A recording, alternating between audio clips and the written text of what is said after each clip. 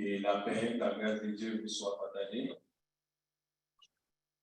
Je vous salue dans le Saint-Nom du Dieu vivant, et ainsi que nos frères et sœurs qui sont en Zoom. Ce soir, c'est une rencontre pour étudier la parole de Dieu, pour l'examiner, pour savoir comment mieux vivre pour Dieu. Nous avons pour thème ce mois l'évangélisation.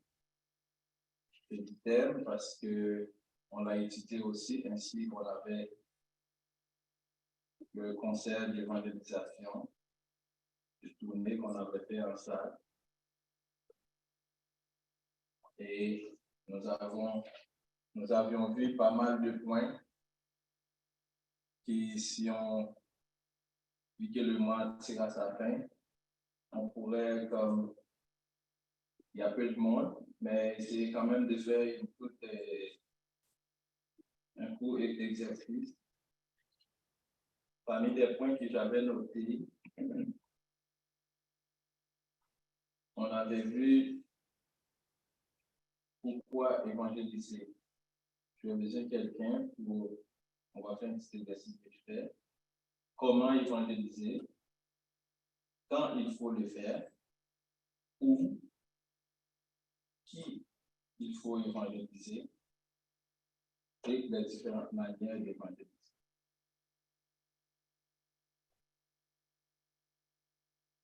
Ok. Pourquoi évangéliser? Qui veut intervenir? Partager la parole avec les autres. Qu'est-ce que pour apporter la bonne nouvelle à les gens qui racontent ça, parler de Dieu. Ok. Souvent, on est un peu.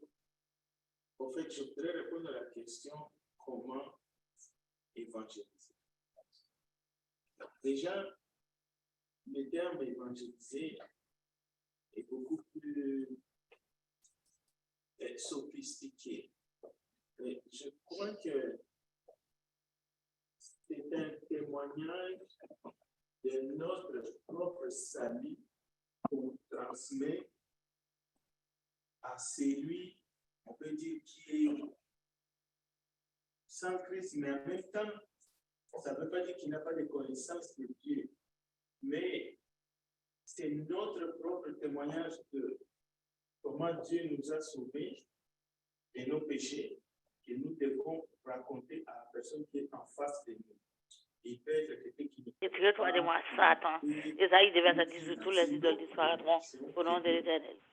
C'est pour cela que je pense que souvent on se trompe. Et qu'est-ce qu'on va dire dans le sens d'évangéliser, connaître la Bible, il faut la formation. Tout ça là, ça n'a pas de rapport. C'est vraiment, tu as été sauvé. Si tu sais que toi, tu as été sauvé, tu peux témoigner comment est-ce que toi, tu t'es senti sauvé de tes péchés. C'est ça qu'il faut dire. Et ce n'est pas encore la Bible, mais une fois que la personne est baptisée, là, on parle d'enseigner tout ce que le Seigneur fait. Okay. Dans le comment, oui, Frédéric nous a mentionné, c'est bien d'un peu témoigner de soi, de cette grâce. Oui.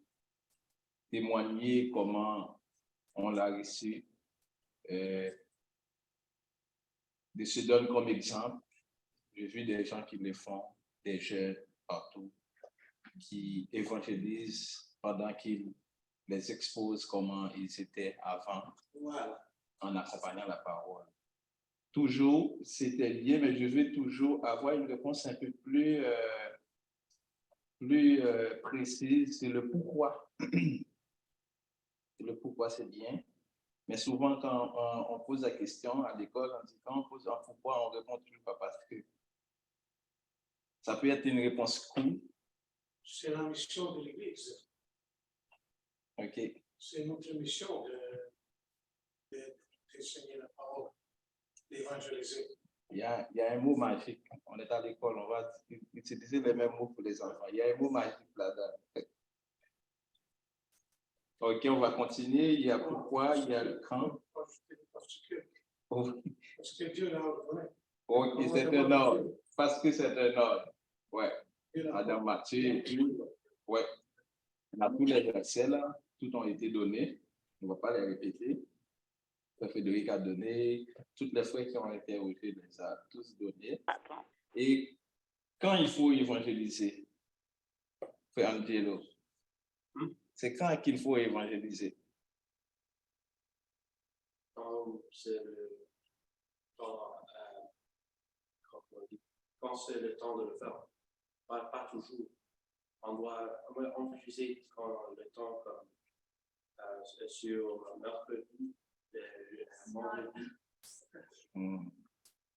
On a fait, il y avait un grand débat là-dessus dimanche. Il y a toujours un temps passé. avant d'utiliser, travailler, avant d'utiliser, manger, quelque chose comme ça. Il y a un temps pour tout.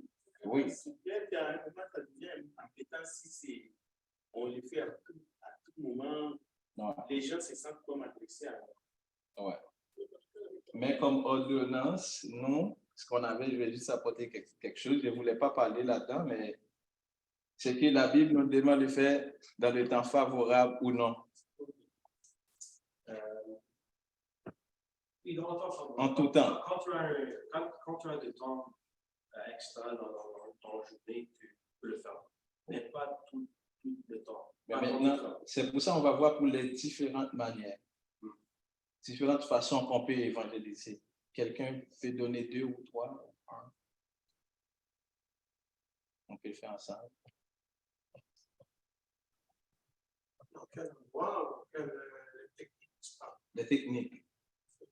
Oui, on a déjà parlé de où. On n'a pas demandé encore c'est où. Mais si tu veux dire où qu'il faut maintenant, je veux savoir, mais c'est comment, les manières, comment, des différentes façons qu'on peut les faire, l'évangélisation. Il y a des choses en ligne, comme à travers les réseaux sociaux, les personnes qui utilisent des vidéos, ils donnent OK. Porte-à-porte. OK. Prière. Façon de prier. En priant, oui. Un peu oui. Mais je dirais le comportement, c'est ça. c'est ça. Ça, j'entends. C'est clé. Parce qu'on a la parole, c'est tout ça, tous les points qu'on a eu en premier résument la parole, de parler, l'action de parler. Mais les gestes expressifs, le comportement, c'est une autre manière quand c'est pas favorable de parler ouvertement. Il y a des actions à faire. Il y a une manière de dire que c'est un chrétien. De dire que Dieu est amour, sans vouloir, sans ouvrir la bouche. Oui, frère Pété. Par notre manière de dire, nous sommes un enseignement au monde aux gens qui sont privés. L'enseignement, l'exemple qu'on peut donner. Mais je pense que ton thème, c'est évangéliser dans le sens de gagner du temps. Comment on peut parler à quelqu'un et lui dire ce que le Seigneur a fait pour lui. Mais par notre manière de vivre, comme la sœur Anna a dit, par notre exemple, par notre façon d'être, par notre obéissance à Dieu, nous sommes une lumière dans le monde, nous sommes un enseignement pour les autres.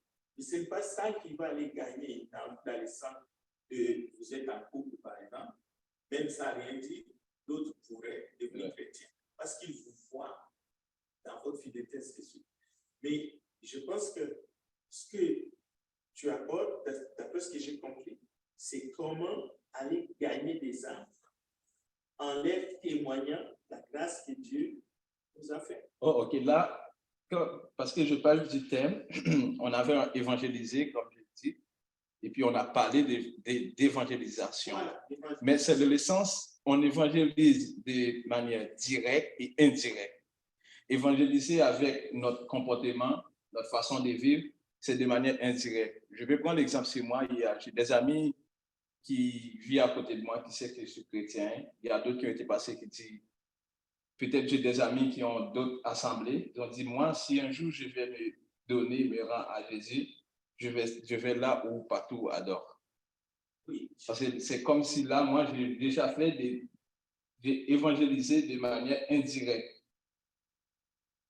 Oui, ça c'est des techniques. Ouais. La Bible dit comment attendront-ils.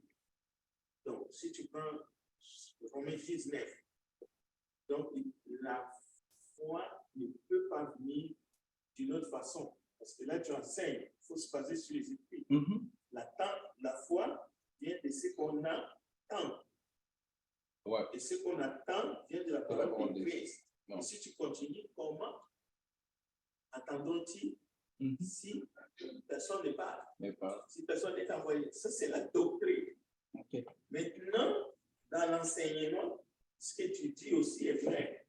Mais la doctrine dit la foi vient de ce qu'on attend.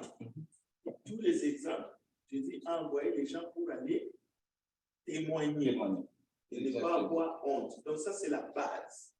Maintenant, on ne va pas rester trop parce que je vais rentrer au fond de l'étude parce que je vais faire juste un court résumé là pour faire ma part. Alors, on a vu la manière de faire, comment le faire, quoi le faire, quand il faut le faire, c'est favorable ou non.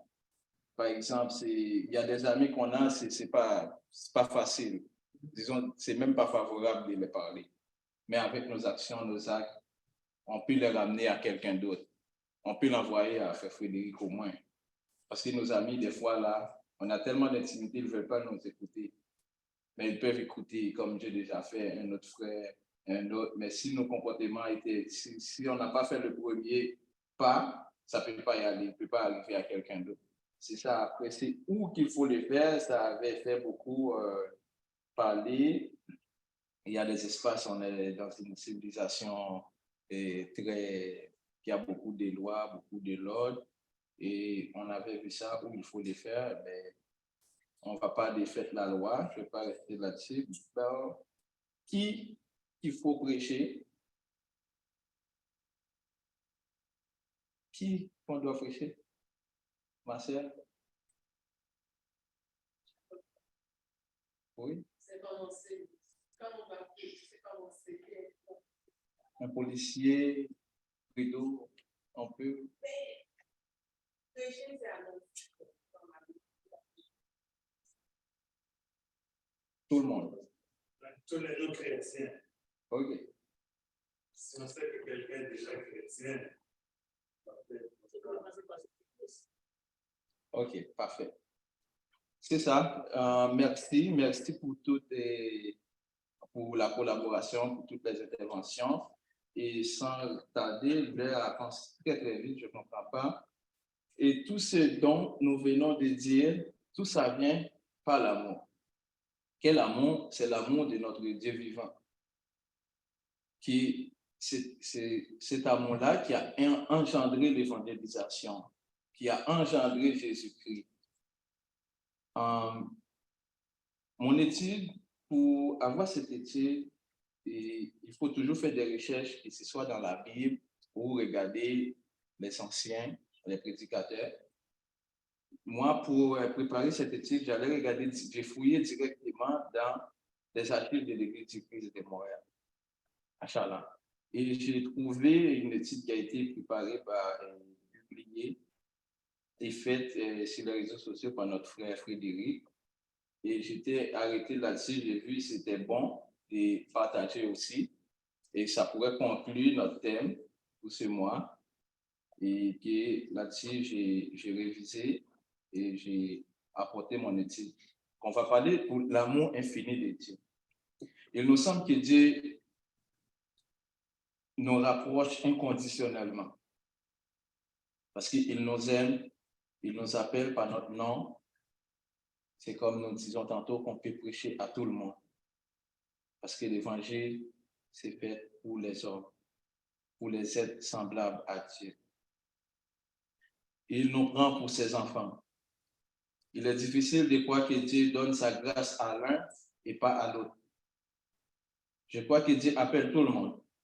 Et c'est exactement ça que nous, les chrétiens, nous avons le devoir à chercher tout le monde, sans exception, que ce soit leur titre, leur place, ce qu'ils font dans le monde.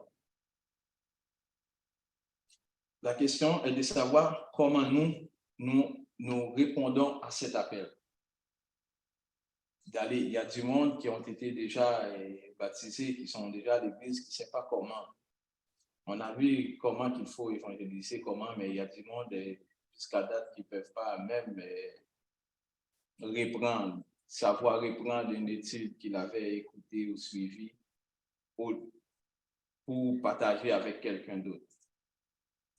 Bref, même si nous évitons des fois de demander à Dieu qu'il se mette à notre service en nous amenant à quelques avantages matériels, il nous arrive cependant de lui demander des biens spirituels, sa présence, sa grâce, son amour, etc. C'est bien. Tout au long de l'Ancien Testament, on va jeter un coup d'œil vite fait, on voit que le peuple Israël passait de l'idolâtrie à la foi vivante. L'idolâtrie, c'est la fausse religion, que le monde maintenant, là, il y en a en masse. Des gens superstitieux qui essaient de forcer une divinité à aider les hommes dans leurs affaires. On fait des danses, des rituels pour avoir certaines choses. J'ai déjà remarqué ça chez nous. Le monde, ils vont faire leur rituel ou ils veulent quelque chose, ils veulent que s'il va pleuvoir, d'arrêter la pluie. Ouais, ils vont faire des choses, patati patata, qui ne pleut pas. Ils vont faire des sacrifices pour avoir la victoire, que ce soit des équipes de soccer ou d'autres choses. Ils font beaucoup de choses, des prières, même pour la fécondité, des œuvres propitiatoires afin d'obtenir la bonne volonté. Car dans ces actes, dans la pratique de l'idolâtrie, c'est la volonté, c'est plutôt les dieux en minuscule qui doivent servir les serviteurs. Les bonnes grâces de secours des dieux en minuscule et tout, le fondement de l'idolâtrie consiste à mettre le Dieu en minuscule, à son service. On entre alors dans un système d'échange, presque de chantage.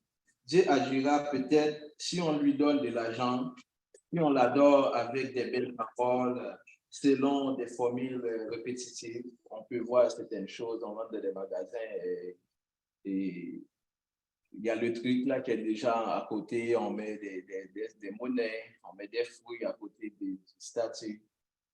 Là, on essaie d'adorer le Dieu, de lui donner des petites choses là pour qu'il puisse donner en retour l'exigence du serviteur. C'est l'idolâtrie. C'est justement la religion de l'homme qui manipule son idole pour recevoir en retour des faveurs. Abraham est la transition entre l'idolâtrie et la piété juste. Lui qui vivait tranquillement dans son pays en faisant certainement des sacrifices idolâtres, on peut voir dans Josué 24, versets 2 et 3, vous pouvez le noter, il a tout quitté. Lorsque Dieu lui a demandé de partir, sans demander aucune assurance sur son avenir, Abraham a compris que ce n'est pas à l'homme de demander des services à Dieu, notre grand Dieu, là, en majuscule, mais à Dieu de donner des ordres. C'est pour ça qu'on avait dit le pourquoi d'évangéliser, parce que c'est un ordre. Jésus-Christ nous l'a demandé en Matthieu, en Corinthiens, et tout, c'est un ordre. Et nous qui sommes chrétiens, nous disons, et nous aimons ce passage en 2 Corinthiens 5, 17, que si quelqu'un est en Christ, il est une nouvelle créature. Nous, on n'est pas là après d'être dit non, on ne va pas faire ça. Si Dieu était bon, il ne laisserait pas les enfants comme ça, il ne laisserait pas le monde comme ça, il prenne comme ça. Non, nous, c'est à nous de faire la volonté de Dieu, mais pas à Dieu de faire notre volonté. Par exemple, si on vous dit que vous allez rencontrer Dieu en direct, qu'il allait vous parler, que vous pourriez lui parler aussi, quelle est la demande que vous lui adresseriez? Tout le monde aurait quelque chose de très spécial, je sais. Mais d'après ce que notre frère a écrit dans son récit, notre frère Frédéric Pérouzzi, il a dit que c'est le mieux à dire à Dieu, c'est de dire « Parle Seigneur, ton serviteur t'écoute ».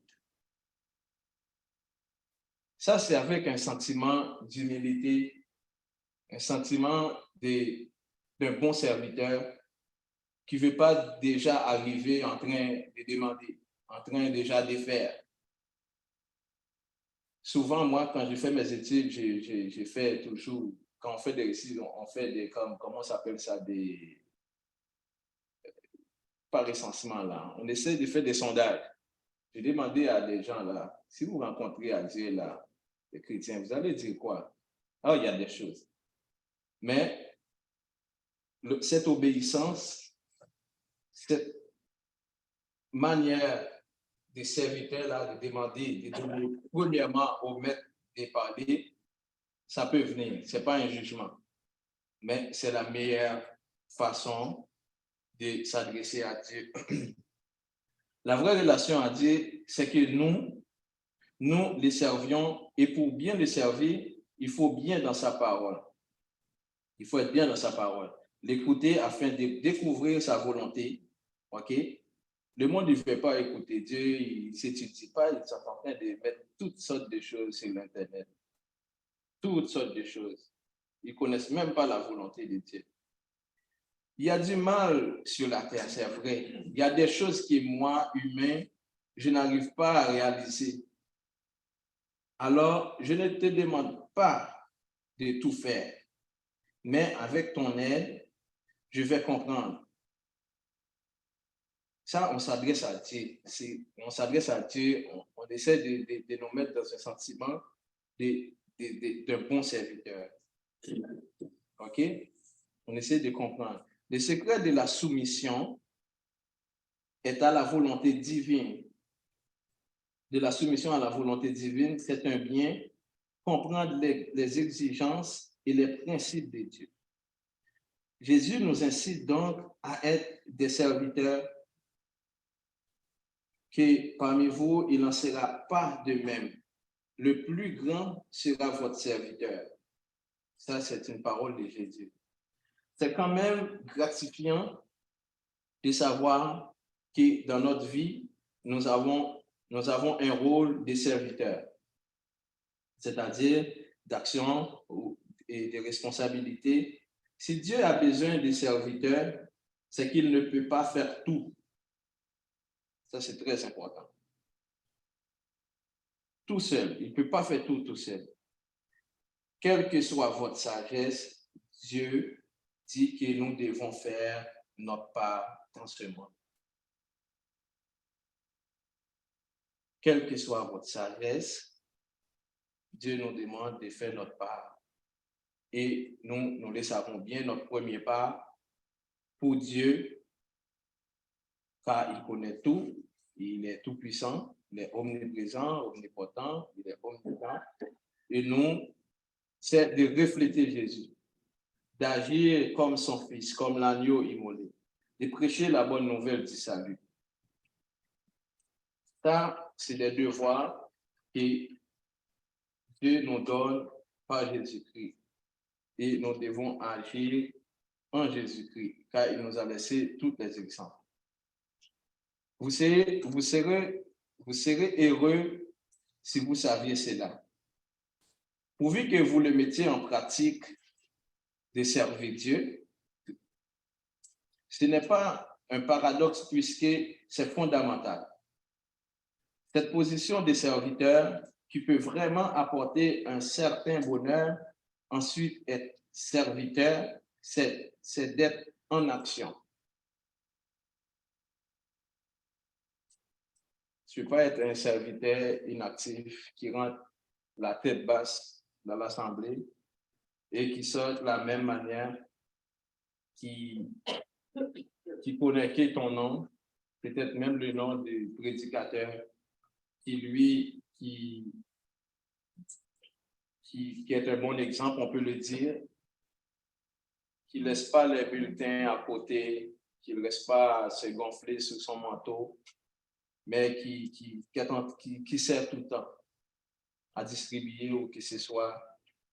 Si quelqu'un ne dit pas que c'est lui le prédicateur, personne ne va savoir. Ça, c'est ça la compréhension de l'Évangile.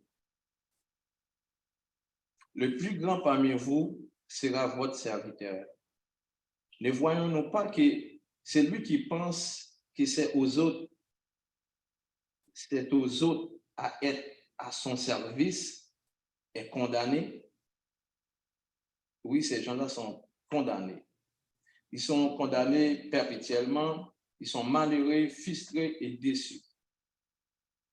Quand on attend là, quand on veut avoir des serviteurs, c'est toujours ça. Et celui qui croit que Dieu doit être à son service est condamné aussi de la même manière. C'est des gens malheureux, c'est des gens frustrés. Si tu ouvres ta bouche là, tu dis Jésus, Dieu là, ils sont déjà sous le nez, et dans là-bas, ils vont écouter cette affaire de quoi, cette affaire de ci, parce qu'ils veulent que Dieu les serve. Celui qui croit que l'Église doit être à son service est aussi condamné perpétuellement. C'est des gens malheureux. Malheureusement, leurs places sont restées comme ça dans l'assemblée. Ils sont partis. Même si on les appelle, même si on les parle, ils restent frustrés. Ils sont malheureux. Ils sont déçus. Dit la parole. Car on trouve toujours, lorsqu'on attend un service de quelqu'un qui s'est plate. Hey, tu m'avais dit, tu arrives à 5 heures, tu n'arrives pas là. Ouais, c'est pas bien fait. C'est toujours plat. Mais il y a des choses qu'on peut faire. On peut collaborer, on fait ensemble. OK, pendant ce temps que tu arrives, là, on commence.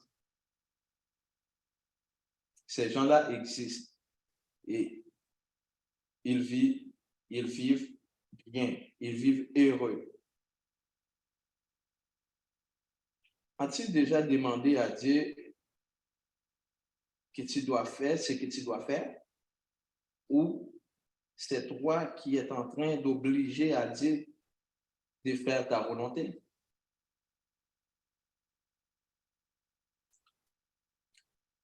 Je vais répondre à cette question. As-tu demandé à Dieu que tu dois faire ce que tu dois faire? Ou c'est toi qui es en train d'obliger Dieu de faire ta volonté? Alors, c'est les gens qui veulent tourner la Bible, qui veulent tourner la parole de Dieu, qui veulent bien savoir. Que tu donnes un verset et les autres commencent à dire, non, écoute, regarde, qui perçoivent leur parole. Et leur parole, c'est que Dieu vient à réaliser ce qu'ils pensent, ce qu'ils disent, ce qu'ils observent. Nous, les chrétiens, nous voyons ce que Jésus avait dit aux disciples. Et Jésus a dit aux disciples de prier selon la volonté du Père et non le contraire. Matthieu 6, 9, 15, Luc 22, 42. Toutefois, que ta volonté soit faite et non la mienne. Ô Père, si tu le veux, écarte-moi de cette coupe. Ce sont les 12 paroles de Jésus-Christ. Ce sont les exemples dont il nous a laissé. Comment prier? Notre Père qui es aux cieux, que ton nom soit sanctifié, que ton règne vienne, que ta volonté soit faite sur la terre comme au ciel. C'est la volonté de Dieu. Aller évangéliser quelqu'un, c'est d'aller prêcher la bonne nouvelle, c'est prêcher la volonté de Dieu. C'est qu'il fasse la volonté de Dieu. C'est pour ça, nous, notre rôle, ce n'est pas d'aller exiger les gens. Ce n'est pas de créer des trucs pour gagner l'âme de cette personne. Car le monde, ils le font. Ils créent des trucs, toutes sortes de choses.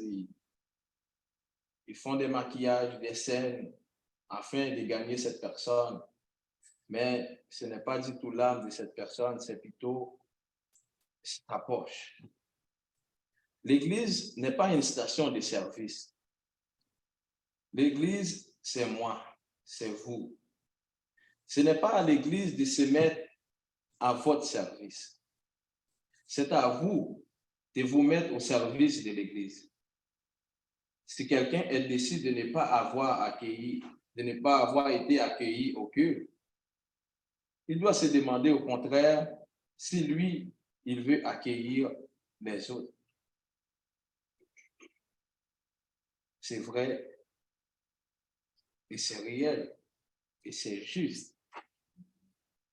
Ceux qui ont l'habitude d'être servis dans leur vie deviennent exigeants, tyranniques, incapables de considérer que parfois une institution ou des aides ou même Dieu pourrait ne pas leur donner tout ce qu'il attend.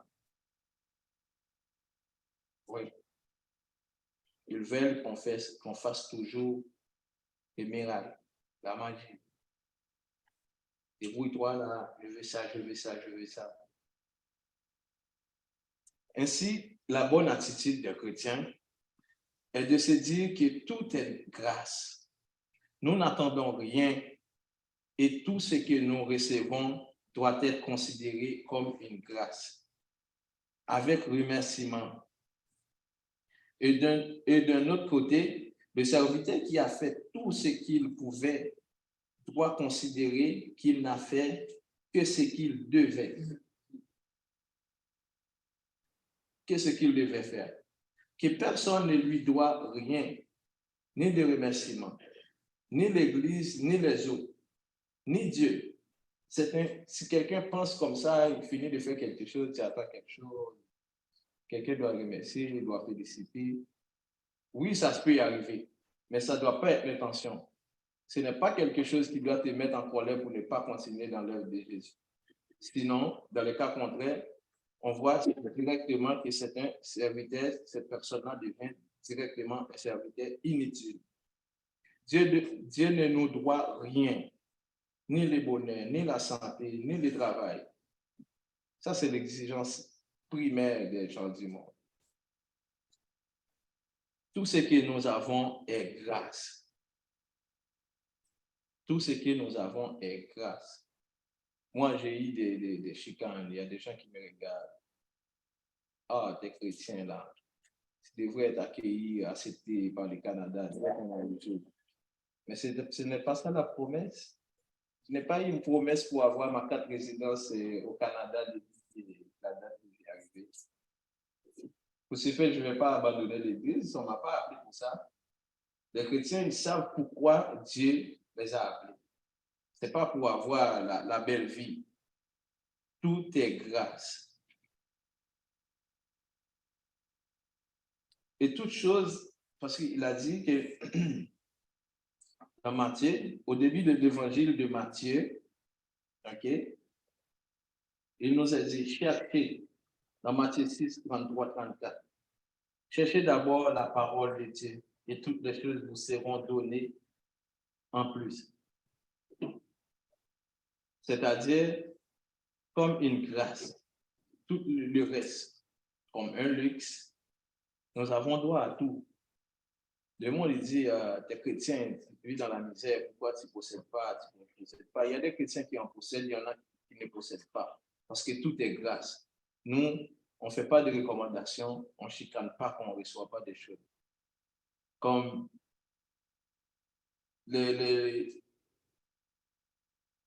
on peut dire qu'il est donc possible que nous ne l'ayons pas. On peut demander quelque chose, comme je dis là, c'est possible que moi je ne possède pas quelque chose et quelqu'un d'autre possède. Ça veut dire que ça ne veut pas dire que Dieu m'aime moins que l'autre frère. S'il possède quelque chose et moi je ne l'ai pas, ça veut dire pas que moi je ne suis pas chrétien et lui il est chrétien. C'est une grâce. Dieu sait à qui donner et quand donner. C'est elle qui peut nous mettre au travail, la parole. C'est la parole de Dieu. Si on n'écoute pas la parole de Dieu, on ne peut pas être à son travail. Parce que c'est la parole qui peut nous indiquer. C'est la parole qui est le boussole, qui peut nous dire tout ce que nous pouvons faire. En tout, c'est tous des exemples de bonne manière que les Écritures nous laissent. Nous, les chrétiens, on peut lire, quelqu'un peut le lire pour moi, ceci on va le lire parce qu'il va pour avancer. Philippiens 4, verset 6 à 8.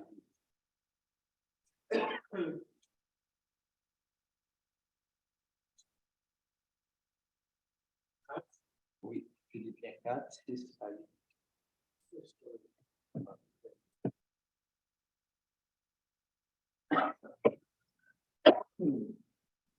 Ne vous inquiétez de rien, mais en toute chose, faites connaître vos besoins à Dieu par des prières, des supplications, avec des actions de grâce. Et la paix de Dieu qui surpasse toute intelligence gardera vos cœurs et vos pensées en Jésus-Christ. Au reste, frères, que tout ce qui est vrai, tout ce qui est honorable, tout ce qui est juste, tout ce qui est pur, tout ce qui est aimable, tout ce qui mérite l'approbation, ce qui est vertueux et digne de louange, soit l'objet de vos pensées. Amen. C'est ça d'être un serviteur qui sert à son Dieu. En pratiquant ce que dit la parole, ce que dit la parole, nous évangélisons d'une fois pour toutes. Peut-être notre ami ou le voisin pense qu'on va être envieux, jaloux, peut-être son nouveau cabanon, sa nouvelle maison, sa nouvelle voiture, qu'on va lui féliciter, qu'on va l'encourager, qu'on est heureux, qu'on n'a pas déjà un visage triste, déçu, on n'est pas déjà enflé en train de faire des gazons, essayer de maganer, de faire des choses mauvaises.